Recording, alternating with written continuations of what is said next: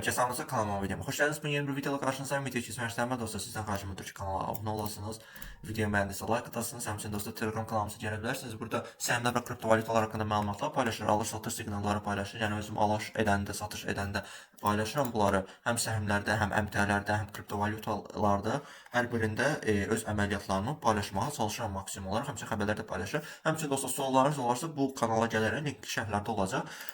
Müzakirə qrupumuzda müzakirə edə bilərik, sual verə bilərsiniz. Hətta şəxsidən belə mənə yaza bilərsiniz. Yəni bioqrafiya hissəsində şəxsi hesabım var. Oradan da sual verə bilərsiniz. Müzakirə qrupundan da verə bilərsiniz. Yəni suallara tamamilə açığam.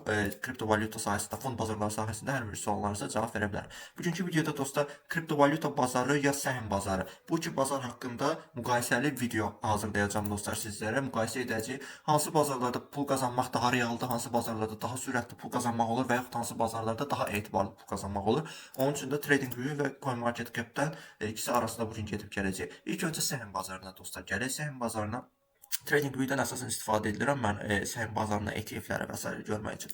Burada hissələrdən ümumi baxışa gəlirik. ABŞ bazarı seçirik çünki Azərbaycanda hal-hazırda ABC bazarına yatırım eləmək olur. Fiziki istifadəçilər tərəfindən banklardan alış etmək olur. ABB, Birbank Invest, Yellow Bank və s. müxtəlif banklar var. Lia Bank da var. Məsələn, mən ən tanınmışlarını çəkdim və ən etibarlılarını. Düz siz seçməlisiniz hansısa daha rahatdır və onun üçün də məsuliyyəti təbii olaraq bankan özü qarşılayır. Sadəcə nümunə şəklində çəkdim. Belə dostlar, məsələn, ABŞ bazarlarında baxaq səhmlərə. Mən bu günə qədər səhmlər haqqında bir çox video çəkmişəm. Gördüyünüz kimi, həmçinin kriptovalyuta bazarı haqqında da bir çox video çəkmişəm. 89 videoda bu video 90-cı video olacaq Allahın izni ilə. 325 abunəçimiz var və bu abunəçilərə və bundan sonrakılara çalışıram ki, kriptovalyuta bazarında, səhm bazarında məlumatlı videolar hazırlayım ki, yatırım edək, pulumuzu dəyərləndirək, valyutalarda əritməyək pulumuzu. Məqsədim budur. Gördüyünüz kimi bir çox şirkət var. Nvidia, Apple, Microsoft və s. Bunların da təbii olaraq bir çox deməli getiriləri var, yəni müəyyən il ərzində.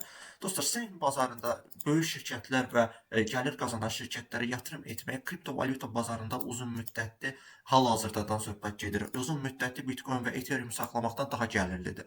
Bunu qrafiklərdən də görə bilərik. 10 il ərzində Nvidia şirkət səhmi, məsələn, ən böyük şirkətlə ən böyük kriptovalyuta müqayisə edərək bu fikrimi aydınlıq gətirəcəm. 10 il ərzində Nvidia Corporation şirkət səhmi 30.000% gətiri qazanıb, yəni 30.000% qazanc gətirib bu səhmin sahiblərinə. Gördüyünüz kimi 78 sentdən 188 dollara. Bu dostlar bölünmüş şəkildə olan dollardır. Yəni əslində bu səhmin real dəyəri 1885 dollardır. Sadəcə bölünmə edib deyə daha çox insan alsın deyə bölünmə edib və nəticədə bu qədər olur. Və kriptovalyutalarda isə ən böyük kriptovalyutamız, ilk coinimiz Bitcoin. O 10 il ərzində nə gətiri sağlayıb? Buna baxaq. Buradan deməli 10 il ərzində olan bizə qrafik lazımdır. 2014-də başlayıb. Demək olar 2016-dan hesablamalıyıq. 2016-dan hal-hazıra təxmini nə qədər götürsək, 1000 dollar 1000 dollardan götürsək, təxmini 1000 dollar qiymətinin 66.000 dollar həddindədir. Yəni nə qədər olur bu? Bu 1000 dollardan 66.000. Yəni dostlar 66 dəfə yüksəlişdir də, yəni bu. Yəni belə də hesablayaq kalkulyatordan, bir sualınız qalmasın. 66.000-i bölək 1000 dollara 66 dəfə yüksəliş. Yəni dostlar 66 dəfə yüksəliş edib bu 10 il ərzində Bitcoin. Yəni 10 il ərzində Bitcoin alınır, 66 dəfə qazanc qazanır. Lakin Nvidia səhmi alanlar 10 il ərzində 30.000%. Yəni 30.000%-də 3-0 silsək, hardasa 3-0 silsək, hardasa 300 dəfə qazanc deməkdir dostlar bu. 78, gəlin belə də belə bir sualınız qalmasın. 188 dollardan 78 sentə bölək 241 dəfə, yəni 241 dəfə artış eləyib, amma Bitcoin isə 66 dəfə artış edib. Yəni 66 dəfə qazanc veribsə Bitcoin, Nvidia hissəsi sizlərə 241 dəfə qazanc verir. Yəni aradakı fərqi görürsünüz, çoxdur. Bunun səbəbi çoxdur dostlar. Çünki deməli fond bazarları 21-ci əsrin 21-ci əsrdə yox, 20-ci əsrin əvvəllərindən fəaliyyət göstərir. Yəni hardasa 100 ildən daha çoxdur. Amma Bitcoin isə ümumi olaraq kriptovalyutalar 2014-cü ildən demək olar yaranıb, 2013-cü ildə Bitcoin yaranıb və 14-cü ildən hesablasaq 12 il ərzində hal-hazırda kriptovalyutaların cəmi 12 yaşı var. Amma fond bazarlarının yaşı 100 ildən çoxdur. Ona görə də təbii olaraq hal-hazırda fond bazarları daha yüksək qazanc gətirir. Ona görə də dostlar, yəni hal-hazırda fond bazarları kriptovalyuta bazarlarına qalib gəlirlər. Gələcəkdə bu necə olacaq? Əslində dostlar, bunun təkcə bir məntiqi yaş söhbəti də deyil. Şirkətlər pullar vasitəsilə dövriyə nə mənada? Yəni investisiyalar edirlər, istehsal edirlər. Yəni dostlar, maliyyə bazarlarında istehsal faktoru önəmlidir. Bir insan istehsal etmirsə, bir şirkət istehsal etmirsə, onun gələcəyi böyük ehtimal bir balondur dostlar. Bu ona görə istehsal faktoru çox önəmlidir. Yəni nə vaxtsa partlayacaq bilər, biz bilə bilmərik nə vaxt partlayacaq. Məsələn, Bitcoin-i götürək dostlar. Demirəm Bitcoin balondur. Niyə Bitcoin balondur? Çünki Bitcoin ödəniş vasitəsidir və Bitcoin valyutalara nisbətən miqdarı limitli olan ödəniş vasitəsidir. İstənilən qədər dollar çap eləmək mümkündür, istənilən qədər manat çap eləmək mümkündür, lirə çap eləmək mümkündür. Amma istənilən qədər Bitcoin çıxarmaq mümkün deyil dostlar. Bitcoin-i valyutadan daha dəyərli edən şey budur və digər əsas kriptovalyutaları, məsələn, Ethereum-u götürsək, Ethereum niyə vacibdir kriptovalyuta bazarında? Çünki Ethereum-un öz algoritması, öz kodlaşdırılması sayəsində bir çox kriptovalyutalar yaranır və bir çox kriptovalyutalar bu Ethereum ekosistemi üzərindən, Ethereum blokçeyni üzərindən fəaliyyət göstərirlər. Elə bir Ethereum dostlar mərkəzi bankıdır. Bu Ethereum ekosisteminin, Ethereum blokçeyninin deməli pulları üçün, yəni tokenləri üçün, ödəniş sistemləri üçün, ötürülmə, müəyyən fi, məsələn, komissiya pulu və s. Yəni Ethereum bunlar üçün bir mərkəzi bank sistemi qurub. Bitcoin isə bu kriptovalyuta bazarının qızılıdır. Yəni məsələn, necə kağız pullardan əvvəl qızıl və gümüşlə insanlar alış-veriş edirdilərsə, Bitcoin də kriptovalyuta bazarının ilk nümunəsi olaraq qızıl rolunu oynayır. Ethereum isə bunun kağız pul, yəni valyuta rolunu oynayır dostlar. Yəni dünyamızın inkişafının nəticəsi olaraq kriptovalyuta bazarı bizim hal-hazırdakı klassik valyuta bazarımızı bu şəkildə əvəz edə bilər dostlar. Tether də hər birimizin bildiyi kimi deməli elektron dollardır, yəni USDT, ABŞ dollarıdır, lakin kriptovalyuta variantında.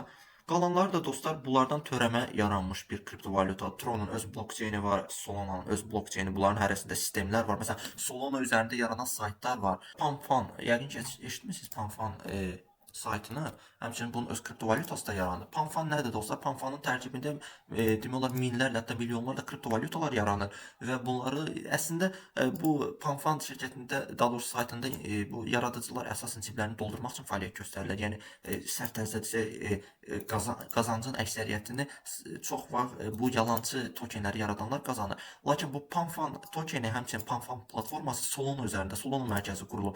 Bu Panfan sayəsində Solana 295 dollara qədər yüksəliş etdi dostlar. Yəni demək istədiyim budur ki, blokçeyn sahibi Solana kimi, Tron kimi, Ethereum kimi kriptovalyutalar gələcəyi böyük kriptovalyutalardır. Bunların gələcəkdə bir çox layihəsi yaranacaq. Məsəl üçün tutaq ki, desək ki, məsələn Official Trump. Məsələn, bu kriptovalyuta, bu token. Məsələn, Trump bir sonraki seçimlərdə uduzdu, məğlub oldu, çəkildi və yaxud vəfat elədi, başına bir hadisə gəldi, müflis oldu və s. Bu token öldü.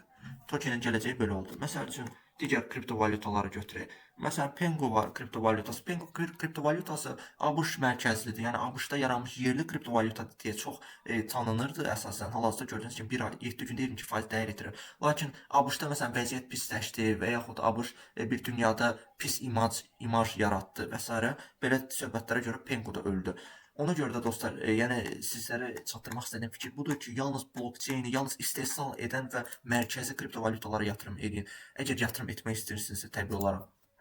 Və fond bazarlarında, kriptovalyuta bazarlarında fərqləndirən budur ki, kriptovalyuta bazarlarında əsasən çox vaxt balonlar daha yüksək saydadır. Nəinki fond bazarlarında yeni şirkətlər, dərman şirkətləri və s. olsun. Onlar belə nəsə deməli istehsal eləyirlər, nəsə yenilik eləyirlər və nəticədə pul dövriyyəsi olur. Bu kreditlə, borcla belə olsa bu pul dövriyyəsi olur. Lakin kriptovalyuta bazarlarında bu pul dövriyyəsi yalnız və yalnız kriptovalyutanın likvidliyini təmin etmək üçün, yəni kriptovalyutanın həcmini qorumaq üçün, qiymətini qorumaq üçün var və onun arxa planında bir çox kriptovalyutalar da var ki, biz təbiəti qoruyuruq, ona görə yaranmışıq, biz nə bilim nəyi qoruyuruq, ona görə yaranmışıq. Bu boş söhbətlərdir dostlar. Əsas kriptovalyutalar blokçeyn olan kriptovalyutalardır və kriptovalyutaların qızılı olan Bitcoindir. Bitcoin nə vaxtsa sıfırlanma ehtimalı çox aşağıdır dostlar. Həddindən artıq, yəni 1%-dən daha aşağıdır. Bəlkə 0,1 milyonda 1-dir. Niyə dostlar? Çünki Bitcoinin artıq bir çox ölkələrdə rezervi var dostlar. Təsəvvür edin, sizə kimsə deyir ki, sabah dollar sıfırlanacaq, sabah dollar batacaq. dollarlarımızın dəyəri öləcək. Bu nə qədər realdır? Yəni ABŞ-da hal-hazırda milyardlarla dollarlıq, milyard nədir? Trilyonlarla dollarlıq dövriyyəyə gedir. Şirkətlər dollarla dövriyə edir, neft dollarla fırlanır. Yəni bir çox əmtəə və məhsul dollarla alınıb satılır. Lakin bir adam sizə gəlib deyir ki, sabah dollar öləcək. Bitcoin-də demək olar hal-hazırda az çox eyni vəziyyətdə. Hal-hazırda bir çox dövlətlərdə, ABŞ-ın bir sıra ştatlarında Bitcoin rezervləri var. MicroStrategy kimi şirkətlər dollar rezervi saxlayır. Bitmain kimi şirkətlər Ethereum rezervi saxlayır və bu rezervlərin qiyməti milyardlarla dollar dəyərindədir. Yəni bunun sıfırlanacağını demək çox absurd bir şeydir həqiqətən. Belə dostlar, bugün sizlərə fond bazarları və kriptovalyuta bazarlarının məğzini göstərməyə çalışdım və bunların gələcəyi haqqında danışdıq. Videomu bəyənirsə like edə bilərsiniz. Sağ olun, salamat qalın. Gələcək videolarda görüşənədək.